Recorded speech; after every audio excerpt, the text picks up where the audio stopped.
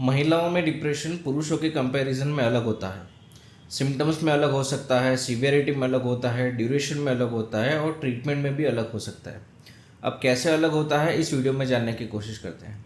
नमस्ते, मैं हूं डॉक्टर प्रशांत गोहिल। मैं एक मनोचिकित्सक यानी कि साइकियाट्रिस्ट हूं। पिछले 10 साल से अहमदाबाद में मैं अपनी प्राइवेट प्रैक्टिस कर रहा हूं और अभी तक 50,000 से ज़्यादा पेशेंट मैं ठीक कर चुका हूं, जिनमें से ज़्यादातर पेशेंट एंजाइटी और डिप्रेशन के हैं। इस चैनल पे डिप्रेशन, एंजाइटी और मेंटल हेल्थ से जुड़ी हर एक तरीके की बीमारी के बारे में आपको जानकारी मिल जाएगी। तो अगर आप नए हैं तो मेरे चैनल को सब्सक्राइब ज़रूर कर लें। दोस्तों, महिलाओं में जो डिप्रेशन है वो पुरुषों में देखे जाने वाले डिप्रेशन से दुगना होता है। अब इसके पीछे दो रीज़न्स हो सकते हैं। पहला रीज़न तो ये है कि जो महिलाएं हैं अपने जीवन काल में बहुत बार हार्मोनल चेंजेस से गुजरती हैं। पहली दफ़े जब उनके पीरियड स्टार्ट होते हैं और मंथली जब उनके पीरियड्स आते रहते हैं, दूसरी बार जब वो प्रेग्नेंट होती है, तीसरी बार जब उनका लैक्टेटिंग फेज स्टार्ट होता है, चौथी बार जब वो मेनोपॉज में आती है। इन सब फेजेस में क्या होता है, बहुत सारे हार्मोनल चेंजेस होते हैं, हार्मोनल इम्बैलेंस होते हैं, जो उनको बहुत प्रोन बनाता है एंजाइटी और डिप्रेशन जैसी मानसिक बीमारियों को लेके। दूसरा रीज़न ये है कि महिलाएं जो है अपने इमोशंस को लेके एक्सप्रेसिव होती हैं। उनको बताना पसंद है, उनको अपने इमोशंस के बारे में बात करनी पसंद है, चीज़ों को शेयर करना ज़्यादा अच्छा लगता है। जबकि पुरुष है अपने एंजाइटी है, अपने डिप्रेशन है, वो ज़्यादातर मन में दबा के रखते हैं, अपने इमोशंस को ईजिली एक्सप्रेस नहीं कर पाते। तो जब महिलाएं अपने इमोशन को ईजिली एक्सप्रेस करती हैं तो ये जो एंजाइटी है, ये जो डिप्रेशन है वो ज़्यादा रिपोर्ट किए जाते हैं, जबकि पुरुषों में ऐसे बीमारियां ज़्यादा रिपोर्ट नहीं हो पाती। इसीलिए महिलाओं में ये दिक्कतें ज़्यादा देखी जाती हैं।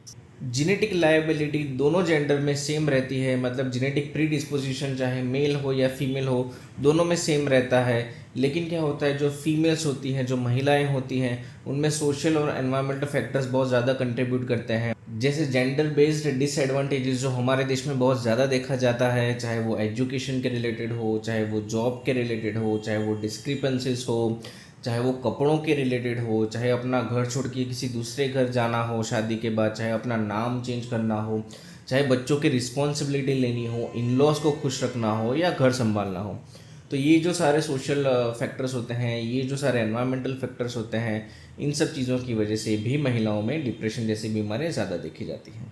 पुरुषों में भी डिप्रेशन बहुत कॉमनली देखा जाता है, लेकिन वो अपने इमोशंस को दबा के रखते हैं, इजीली शेयर नहीं करते, तो वो अंदर ही अंदर घुटते रहते हैं। बाहर बहुत खुश दिखते हैं लेकिन अंदर से वो उदास रहते हैं। इसीलिए इसको हाई फंक्शनिंग डिप्रेशन कहा जाता है, जो पुरुषों में ज़्यादा देखा जाता है। अगर हाई फंक्शनिंग डिप्रेशन के बारे में आपको और जानना है तो इस वीडियो को ज़रूर देखिए। ऊपर आई बटन में मैं इसका लिंक आपको दे दूँगा। दोस्तों, महिलाओं में डिप्रेशन की शुरुआत बहुत जल्दी हो जाती है, अर्ली चाइल्डहुड में ही हो जाती है। जैसे 12 से 13 साल की उम्र में डिप्रेशन की शुरुआत हो जाती है। टीन एज में डिप्रेशन के सिम्टम्स है धीरे धीरे बढ़ते रहते हैं, डिप्रेशन की सीवियरिटी धीरे धीरे बढ़ती जाती है। जैसे जैसे गर्ल जो है वो बड़ी होती रहती है, डिप्रेशन जो है और ज़्यादा तेज़ी से आता है, बहुत रिकरेंट एपिसोड भी आ सकते हैं और इसका ड्यूरेशन जो होता है वो भी थोड़ा लंबा चलता है। महिलाओं में जो डिप्रेशन के सिम्टम्स होते हैं वो पुरुषों में देखे जाने वाले डिप्रेशन के सिम्टम्स से थोड़ा अलग होते हैं, थोड़ा हटके होते हैं। पुरुषों में जब डिप्रेशन की शुरुआत होती है तो उनमें एंगर, इरिटेबिलिटी, विड्रॉन बिहेवियर, समाज से थोड़ा अलग हो जाना, अपने लोगों से थोड़ा दूर रहना स्टार्ट कर देना, रेकलेस बिहेवियर जैसे सिम्टम्स देखे जाते हैं।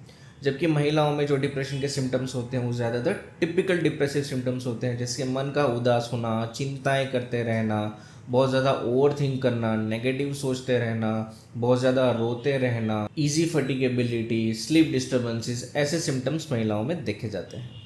जो ट्रीटमेंट ऑप्शंस हम सजेस्ट करते हैं वो यूजुअली फीमेल हो या मेल हो ऑलमोस्ट सिमिलर होते हैं, लेकिन हमारी प्रैक्टिस में हमने ये देखा है कि महिला हैं वो ज़्यादातर टॉक थेरेपी से ही ठीक हो जाती है when it comes to mild to moderate level of depression. क्या होता है कि जैसे मैंने कहा था, वो एक्सप्रेसिव होती हैं, उनको चीज़ें शेयर करना अच्छा लगता है, अपने दिल की बातें बताना किसी को अच्छा लगता है। तो जब हम साइकोथेरेपी स्टार्ट करते हैं, कॉग्निटिव बिहेवियरल थेरेपी स्टार्ट करते हैं, इंटरपर्सनल थेरेपी स्टार्ट करते हैं, तो टॉक थेरेपी के ज़रिए उनको अच्छा लगता है, उनका मन का जो बोझ है वो हल्का हो जाता है, वो रिलैक्स हो जाती है, जो ओवर थिंकिंग होती है वो कंट्रोल में आ जाती है और डिप्रेशन की सीवियरिटी ज़्यादा एक लेवल से बढ़ती नहीं है। जबकि पुरुषों में ज़्यादातर देखा गया है कि डिप्रेशन है वो माइल्ड लेवल तक ना रह के ज़्यादातर मॉडरेट टू सीवियर लेवल पे ही फॉल करता है और ऐसे केसेस में हमें मेडिसिन प्लस साइकोथेरेपी की ज़रूरत पड़ जाती है। कुछ फीमेल्स ऐसी होती हैं जिनमें माइल्ड डिप्रेशन ना हो के मॉडरेट टू सीवियर लेवल का डिप्रेशन हो जाता है, तो ऐसे केसेस में भी हम उन्हें anti depression medicine plus psychotherapy recommend करते हैं। अगर आप भी जानना चाहते हो कि आप डिप्रेशन से बाहर कैसे आ सकते हो, तो इस पे मैंने एक वीडियो ऑलरेडी बना रखा है, इस वीडियो को आप ज़रूर देखें और अपनी राय जो है, अपने सजेशन है मुझे कमेंट सेक्शन में लिख के ज़रूर बताइए। अगर आपके कोई क्वेश्चन है तो भी आप मुझे कमेंट सेक्शन में पूछ सकते हैं। अगर ये वीडियो आपको अच्छा लगा है तो प्लीज़ लाइक कर दीजिए, अपने दोस्तों के साथ शेयर करिए और सब्सक्राइब करना मत भूलिए। नमस्ते।